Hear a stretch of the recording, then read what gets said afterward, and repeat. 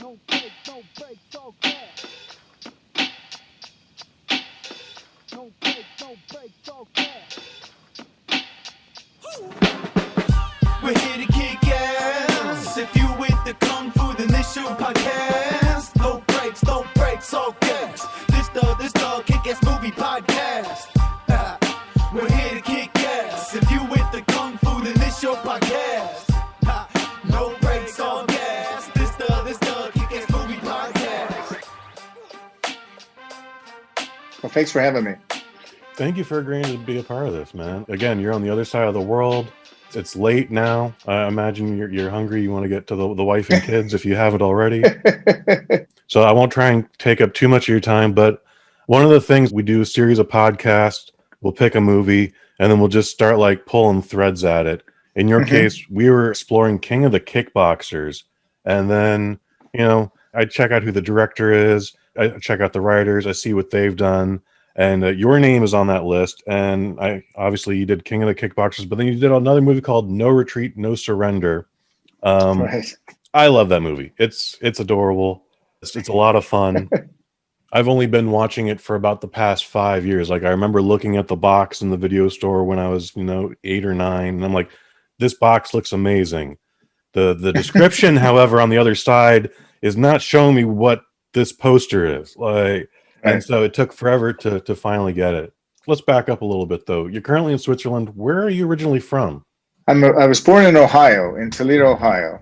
And I lived in Pennsylvania for a while. But I started working with seasonal film. No Retreat, No Surrender was made in 1984, released in 1986. So I started working with seasonal then, and I'm still working with them now. I still am in contact with the executive producer, Ung Si-yun. And, we've got a couple of things in the works. So it's been a great relationship for me. That's exciting. So you're still making films? Yes. I'm still trying to make films. That's a key distinction. Okay. Interesting. Because what happened was, for a while we were making very successful movies and, it was profitable to do them. And then at one point, the bottom dropped out of that whole market. And now what's really left is high budget and super low budget. And so we're trying to sort of bring back the medium level budgets where people can actually make a quality movie. Okay. Again, per IMDb, you were a tour guide in China when you met Mr. Yuan, and it says you're 82, but take everything with a grain of salt from that reference. Yeah, well, I was living in Taiwan at the time. My major in college was Chinese language and physical education, so I speak Mandarin.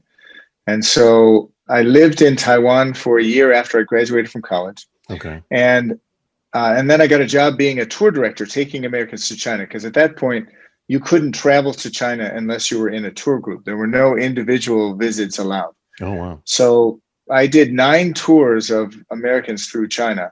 And on a couple of those tours, I did 2 tours back to back with a break in Hong Kong. And so when I was in Hong Kong for that break, I decided I'd call up a bunch of Hong Kong film companies. And at that point, I was writing for some martial arts magazines. So I had a little bit of a name in the martial arts. So I called up these guys and everybody hung up on me. I'd call them and say what I wanted and they just hang up. They wouldn't even respond. And then I called seasonal and I started talking and they were about to hang up and I switched into Chinese and they were like, oh, well, let me get NG. And so NG came on and he invited me to the office and I went there and, we talked movies for the entire afternoon. And I think what really sealed it for me is that he made a movie called Me and Bruce Lee, I think it was called. It was kind of an exploitation picture using some footage of Bruce Lee that had never been used before. And he doubled him with another actor. And so, I'm a huge Bruce Lee fan. And I was watching parts of that movie with him. And I said, well, that's not Bruce Lee. He says, oh, yes, it is. I was the producer. I said, that is not Bruce Lee. And so he called up his editor and said, hey, this shot, is that Bruce Lee? And the editor goes, no, it's not. Wow. So then I left and as I was leaving, he said, if I ever do an American movie, you're my guy. Okay. And then a year later, he called me and said he wanted to do an American movie, American story, filmed in America with Chinese action. And that was No Retreat, No Surrender. Now, before the tour guide, was it a dream to get into film? Were you making student films on the side? Like, let's get into that real quick. Well, I did some student films when I was in high school, and then I went to USC, the University of Southern California.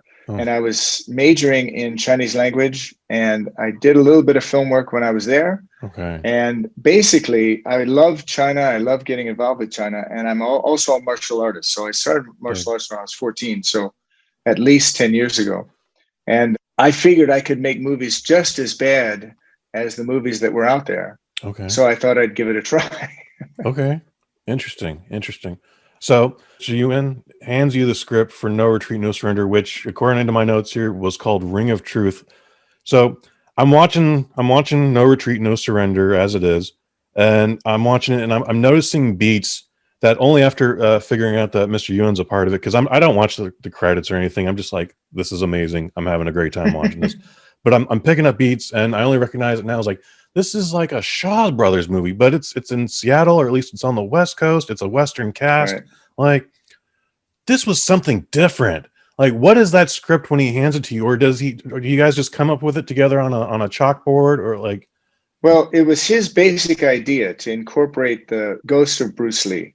Okay. And that's the key part of that movie. For sure. And so, I went to Hong Kong and sat with NG, and, we spent a couple of weeks together hammering out this story. Yeah. And then I went back and wrote it. And what's interesting is that, as a writer, I've been writing my whole life. And, I really feel that if you can understand and master the form of whatever it is, a writer can write anything.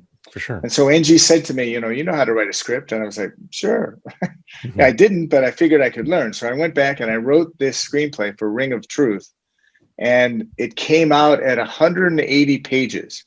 And the general rule of thumb for movies is that 1 page equals 1 minute of screen time. You got a 3-hour script here. Yeah. A 3-hour script, the first epic martial arts low budget movie. So one of the nice things is that I was on set as a second AD and a translator for the director who didn't speak English.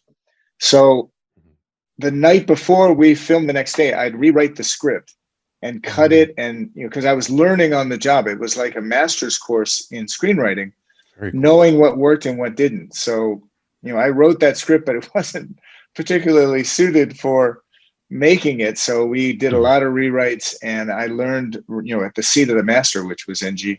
That's amazing. So Mr. Yuen said specifically, we got to bring the ghost of Bruce Lee into this. Where does your mind go to with that? Well, I think that, because I was such a huge fan of Bruce Lee, it really resonated with me because I was thinking to myself, wow, what if the ghost of Bruce Lee could come back and train someone? Okay. So I thought it was a brilliant idea, and the execution of it is okay. We had to hire a Korean actor who looked quite a bit like Bruce Lee, but he didn't speak any English, not a word of English. So he was speaking Korean that was designed to sound syllabically like English, and then we dubbed the English to try to match his mouth. So it was quite challenging, but he was a good sport, and I think it turned out really well. And that it's a movie that I still get. I just got a guy call me yesterday about it, saying, I love that movie. It really changed my life, got me into the martial arts, and I'm very proud of that. That it got people into the martial arts, got them interested in action movies. So that's one of the highlights of my career, really.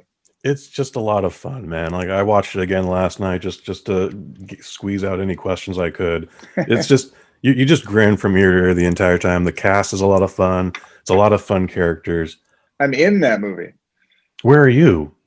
I'm in the scene where the father is getting beat up outside the bar, and Kurt comes in and saves him. I'm one of the thugs. Oh no! and I'm the thug in the black sweatshirt, and I actually turned the wrong way when I get kicked in the face. And I never lived that down with the stunt guys. Every time they'd see me, they pretend like they were turning the wrong way. So it was quite a humbling experience. Well, it's on the job training, and it probably never happened again, right? Well, I was in every movie. I got killed by Billy Blanks in King of the Kickboxers. Nice. So I've made an appearance in every movie, but I'm better off. I have a face for behind the camera, not in front of the camera. Are you the guy in the garage? No, I'm. It was just a very quick scene where he kills me, and he kills me good. All right. You were saying for No Retreat, like you would do rewrites as you would go along. what was the story when it started versus what the final product was? And where I'm going with that is the gangsters, the mobsters, what is their plan? You hear the dad do a quick voiceover like they're going to bring organized crime through all the dojos. For what? Well, the storyline is pretty much the same from my script to my original script to the final script. Mhm. It's just that I didn't know some of the rules of screenwriting. You know, one of the rules of screenwriting is to enter at the last possible moment and exit at the first possible moment. And that's what makes a good scene. But I wasted a lot of time setting things up and wasted a lot of time finishing it off. Mhm. And that's what I learned during the course of that. But I think the basic plot line was that these mobsters were trying to take over the schools and use them as kind of a money laundering operation, kind of like how pizza shops are often used as money laundering fronts because they're paid in cash. Okay. Wow. I have things to think about now when ordering my next slice of pizza.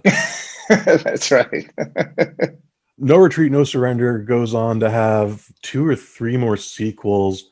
None of them Two. have two Right. sequels. None of them have anything to do with the previous. What's Exactly. I know it's marketing, but also what is it? Well, the story behind that is that, you know, we came up with another. The second movie is called Raging Thunder, Okay. and when we went to sell the movie, they said, "Oh, we love this movie, but we want to call it No Retreat, No Surrender 2 because No Retreat, No Surrender 1 was so successful." Mm-hmm. And so then we agreed to that, and then the third one was called Blood Brothers. Mm-hmm. And they wanted to call it No Retreat, No Surrender 3. And so for a while, I thought every movie I was going to make was going to be called No Retreat, No Surrender. And in fact, I posited the question of writing a movie called No Retreat, No Surrender, Never Again. Wow. But luckily, we broke that streak with, I think King of the Kickboxers is the one that broke the streak, and we were able to not use No Retreat, No Surrender. King of the Kickboxers has a couple different titles also. Like, so I don't know what Karate Tiger is, but apparently in some countries it's Karate Tiger 4, except in Germany where it's Karate Tiger 5. Can you tell me anything about that? Well, What No is Retreat, it? No Surrender was renamed Karate Tiger in Germany and some German-speaking places. Fascinating. So it was always called Karate Tiger. And so Raging Thunder became Karate Tiger 2. And then it was Karate Tiger 3 was No Retreat, No Surrender 3, and then so on. Amazing. King of the Kickboxers. What kind of budget are you working with on that, if I may ask? That was the biggest budget so far. Okay. So that was, I think, a $2.5 million budget. We were shooting in Thailand. We had some very recognizable actors. We had Don Stroud and Richard Jekyll. They were, you know, Don Stroud was a well-known guy. I mean, he was past his prime, but he was a recognizable face. Okay. And we had Sherry Rose, who was a Playboy Playmate, I think. So that's the Molly character? That's right. Yeah, exactly. Yeah. Okay. You're credited with a producer, screenplay, and original story. So where are you with King of the Kickboxers? What are you thinking up here? Well, I'm really proud of King of the Kickboxers because the action, I think, was just spectacular. We had some really incredible fighters. Billy Blanks holds up still. Who I don't know if you've seen him. He's been on the Geico commercials recently. Oh, really? Good for him. Because he did Taibo, and so they did a Geico commercial. And I just talked to Billy 2 days ago, congratulating him on the Geico thing. But he was just a spectacular fighter. He was a 6-time world champion. We had Keith W Cook, who was a forms champion and is still a martial artist teaching in Southern California. And then, of course, we had Lauren Avedon, who's a fantastic on-screen fighter. The action in this still holds up. It's a lot of fun. It's very quick-paced. There's a lot of money on the screen. The final set, the dome, the bamboo dome, I think it's amazing. Like today, that would be just a green screen stage and some green screen squares or whatever. But you've got multiple levels. There's different entrances. There are actual obstacles that could hurt the actor. Like you had a great snake pit or bamboo pit. That's right. How much time went into creating that? Oh, it was in the jungles of Thailand. We were up in the north part of Thailand. We filmed that in Bangkok and in some other places, Ayutthaya, and then up near Chiang Mai. And that set was under construction for more than a month. And then we spent, I think, 2 or 3 weeks on just that fight scene because it was so complicated and so physically draining for the actors. So it was really spectacular. It's got a fantastic intro too. Like I love just you got the camera just following the boat up the river. You got locals on, or are they from a specific village? Were they just all extras originally? Yeah, Or? they were all extras. We used some local actors in the film, but in that final thing, it's all Thai extras. We had to bust some up from, because we were in the jungle. We had to bust some up from Bangkok, but they were all really happy to work on the picture, and we had a lot of fun. It's got one of the coolest scenes ever. I want to say it's Jake's POV, but he's just walking through the crowd. You see some lights, you see some equipment, you see again some extras, some studio people, and then you just enter the dome, and it's impressive, man. Like, it looks really good. And I think it's a shame you mentioned it. Today that'd be done green screen, and it's too bad. I think there's a level of realism that you attain by using actual sets like that. And I think today's martial arts movies and action movies in general just tend to use too much technology. We're working on a picture, NG and I now working on a script now where we want to take it back to the old school martial arts movies where there's a good story and a good moral, and we use actual real fighters. Because now, you look at the Matrix movies with Keanu Reeves, who can't fight his way out of a paper bag, but they do it with After Effects and stunt guys. So. Who are you looking at these days? Are you into a Scott Atkins? I'm sorry, I'm escaping the guy who's doing the kickboxer films now, but who do you like these days? Scott Atkins is great. I met Scott. Actually, he was supposed to be in Blood Moon, Scott Atkins. He's an English guy, and he came when we were making movies. We ran an action fighting camp, and so we did, I think, 9 of these camps. And basically, it was a selfish reason because we wanted to train fighters for our films. And so we ended up employing hundreds of people as fighters and extras in these movies. And Scott came to the one that was in Atlanta, that we held in Atlanta. Oh, wow. And he's a huge fan of No Retreat, No Surrender. And we've been talking off and on over the course of the years. But I think he's so incredibly skilled as a fighter. But he's also a good actor. And that's often the compromise we have to make is we either choose a great fighter or we choose a great actor. But it's hard to find the two where they're both strong. And Scott is one of those guys that can, they can fight with the best of them and also really act. So, I'm looking to do something with him as well, because I think he's really a phenomenal talent. How much is COVID holding things up for you right now? Oh, everything's on hold. There's a movie that NG wanted me to be a consulting producer on in China. They can't go into production. Hong Kong is locked down. I talked to NG yesterday. And he can't leave the city. Nobody can leave Hong Kong. It's in complete and total lockdown. I know vaccines have only started rolling out here in the U.S. The numbers are few, but it's a step in the right direction. What's it like for you in Switzerland? What's it like over in Hong Kong? Well, in Hong Kong, they're completely locked down. We're here in lockdown, but we're able to move around. We just have to be careful about it. But our situation is difficult here, because we only have 8 million people, but we have like 2,000 deaths a day, and that's a huge percentage compared to America or something. So for sure, we're watching it closely, and we're starting to roll out the vaccine here as well. Okay, great. Did they say we're taking care of people over 65 first, or is it medical personnel only? Or yeah, here it started with 75 plus and emergency, first responders and medical personnel, and then I think as we get through it, then we'll start to vaccinate everybody else. How about there in San Francisco? You're in San Francisco? I'm in San Francisco. We're not in complete lockdown. We can go shopping and all that. I live with my elderly mother, so I try to keep things to just deliveries and not leave when I don't have to. I worked one day in the last 300 plus days, and that was thankfully a Stanford Cardinals game. And even then, we had to get a test 2 days before, and we had to still be isolated and mask on mask. It was still just nice to work. But they are now rolling out the vaccine. So I'm waiting to hear when my mom can get her vaccine shots. Then I'll feel better about everything. And then she can go do whatever she wants. Yeah, you don't want to put her at risk. That's for sure. Oh, no. And I'm driving her nuts, too. She's just like, but I want to go shopping. I'm just like, no. Trying to keep your lungs from melting, woman. Damn it. That's right. When's the last time you've been to the States?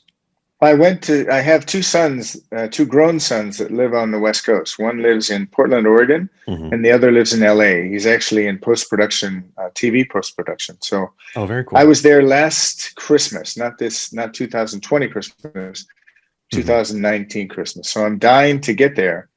but it just doesn't seem possible yet. So I'm waiting for the vaccine. I try to avoid political talk as much as possible. In your situation, I would actually be very curious to know what have you thought about the last year? What have you thought about the last 4 years? Like, we literally just closed the chapter to a very long period of time here. Now in America, I always get one of 3 answers. I've heard them all in the first 5 minutes. I don't need to hear anyone else's, but you get a different perspective. You get a different news feed. I would love to know what you're hearing. I'm in an interesting position because I live in Switzerland, which is not part of the EU. It's its own independent country. It's an amazing country because it's one of the only true democracies. So we're a representative democracy in the US. But here, if they have a vote, it's the majority wins. And very often the Swiss will vote against their own interests. For example, there was a referendum to give everybody 3,000 francs just because there was an overflow in the budget of Switzerland. And it was voted down. The people decided not to give themselves $3,000. Now, do you think that would happen in the US? Oh, no. Oh, of course not. Everybody would say, yeah, give me 3,000, make it double. Yeah. So I'm in an interesting position because I have to defend the US to my Swiss friends. They're like, what's happening with your country? And I'm like, yeah, just let it go. I think we were all kind of hoodwinked into thinking that this disruptor would be kept in check by the system. And we found out that it didn't happen.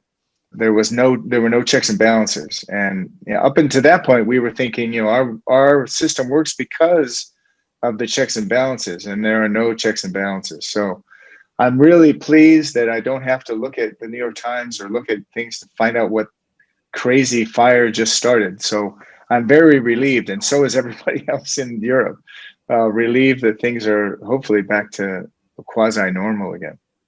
Okay. It's interesting. Yeah, the first time I went to Holland, which Trump was on his way to being elected. Yeah, the election hadn't even happened. It was August, and people were just hammering me with questions like, "What's going on with this?" and "What's going on with that?" And it's a lot of stuff that I'm very underqualified to answer. So as soon as I could deflect to the chick from the UK and go, "Oh, Brexit's a thing," that's right. Change the subject. Yeah. King of the Kickboxers, $2.5 million budget. How's the box office do, if I may ask? Oh, it was fantastic. That was back then. We would take the movie to a film market. So we took King of the Kickboxers to the Milan film market, and we sold it there. So basically, you'd show it, all the buyers would come and see it, and I think we sold it on a demo reel. We did like 10 minutes of it because it wasn't finished. So we took like the best fights and presented it there, and then people were they were bidding over it, and so it was really incredible. And so it did very well, and I think it did very well because it was a nice merging of a story people could get behind, really fantastic action that people really hadn't seen before. So it did very well, and then the next movie that we came out with was Blood Moon. And we spent even more money on that movie because of the success of King of the Kickboxers. We thought, well, Blood Moon, we'll hire a bigger cast, we'll spend more money. So I think that was a $5 million movie. Wow. And that's when the bottom fell out of the market. For example, these are just random numbers that I'm saying, but please, let's say we sold King of the Kickboxers to the UK for $700,000. Okay, let's say. We went back the next one with Blood Moon, which I think is also a fantastic movie. We showed it to the guy. He says, "Oh, this is great. It's as good or better than King of the Kickboxers. I'll offer you $60,000." And we were like, "What?" Because all our expenditure was based on the budgeting. But that's when I don't know if you remember. You might not be old enough to remember, but when Blockbuster initially started, they were renting, not selling.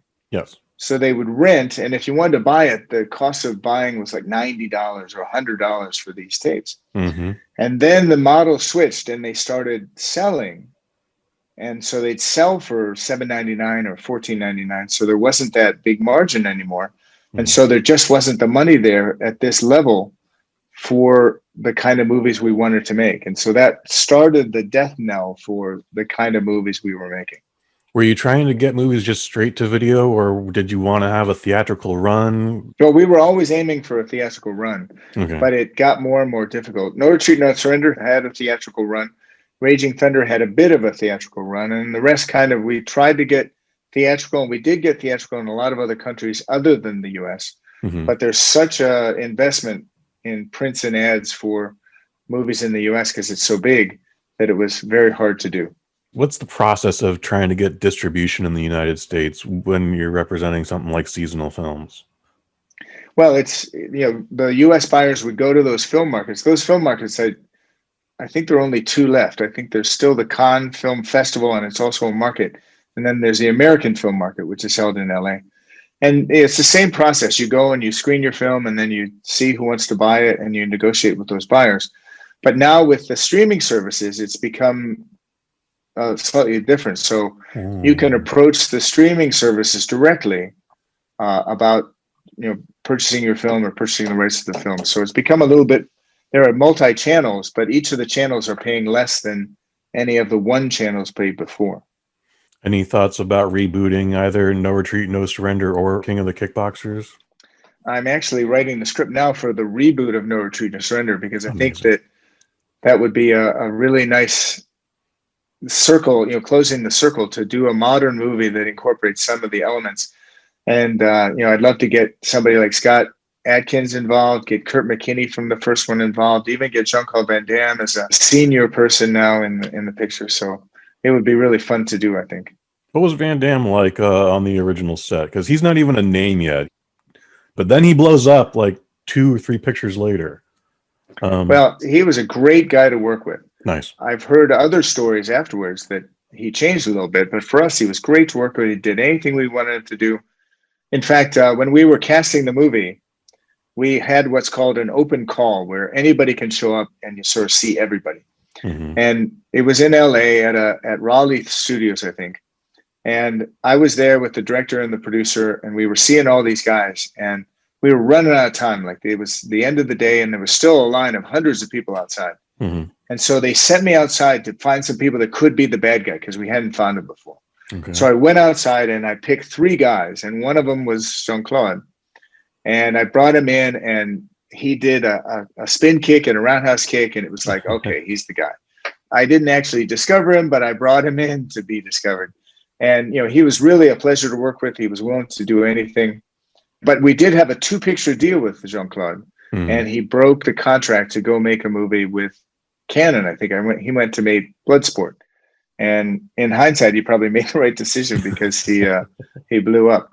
But, back then, and even today, if an actor wants to break a contract, it's tough to force them to make a movie.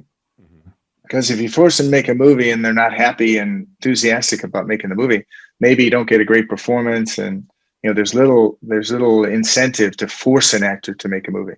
Who was in the heavy maybe pile before you found JCVD?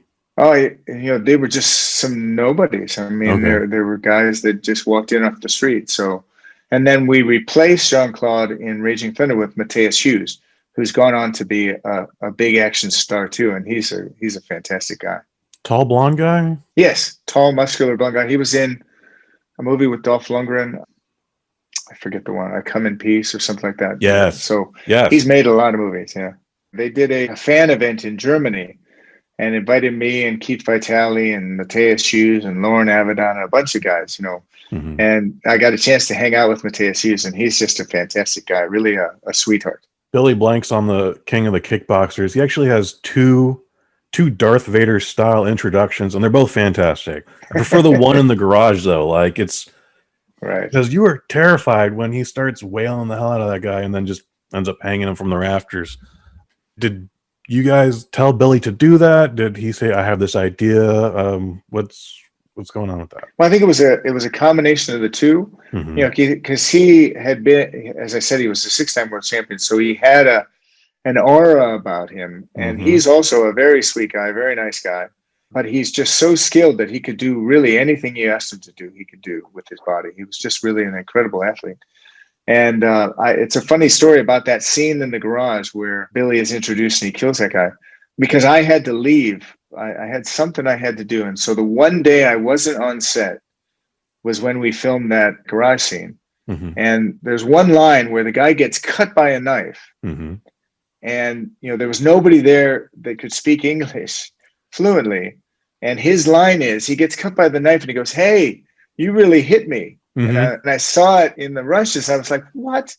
That's not, because they changed it from a punch to a knife Okay. where he gets cut. And nobody that gets cut would say, "You hit me." They would say, "You really cut me." Yeah. And so that's one of my regrets, is that the one time I wasn't there, we had this line that nobody recognized was the wrong line. So, That's hilarious. I caught that last night, actually. That's amazing. okay. That's what I'm looking for. That's what I'm looking for. I'm gonna. I'm almost done with you here. Today, you're a journalist. You're a freelancer. Your main subject is watches. Yes, because it's an interesting story, actually, because Please.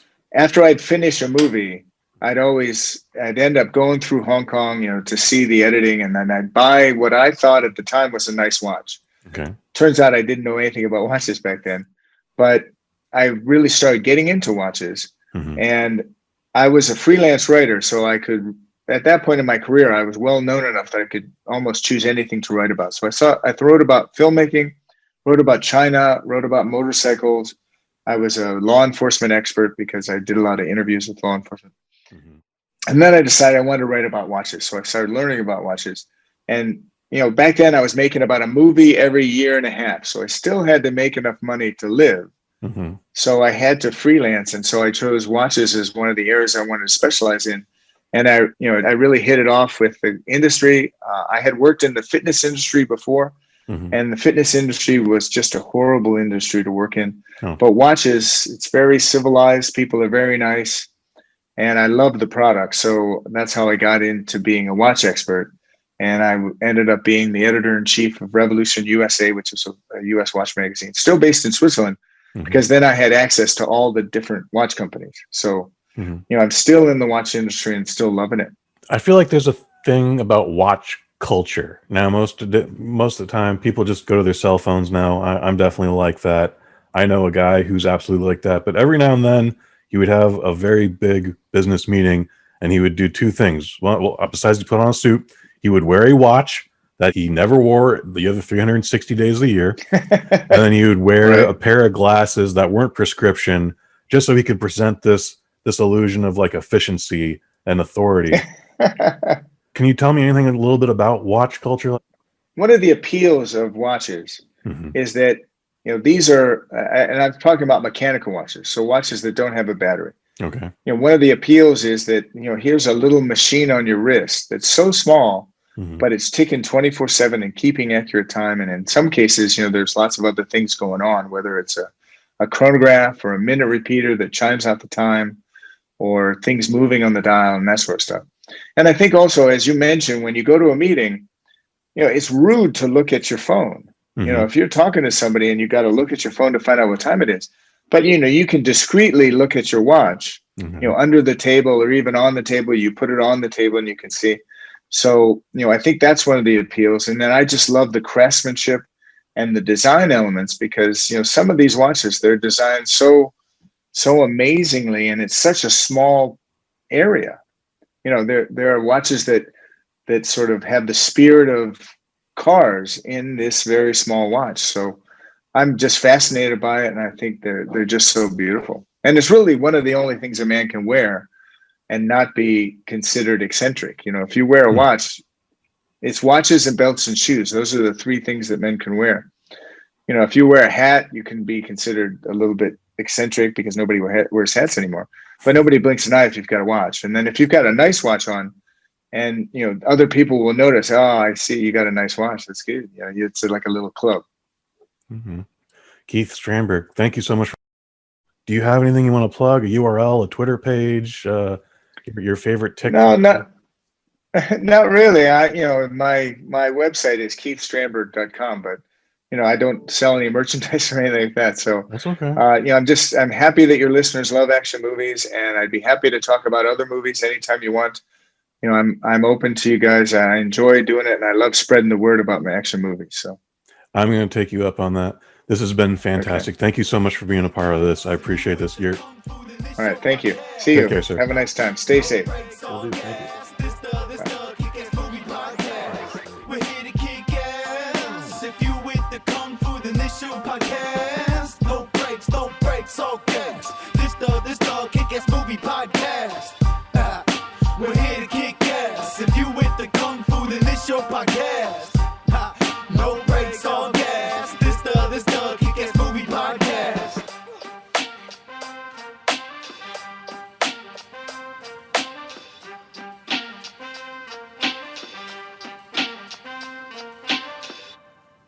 from the BosNet family. If you can understand and master the form of whatever it is, a writer can write anything.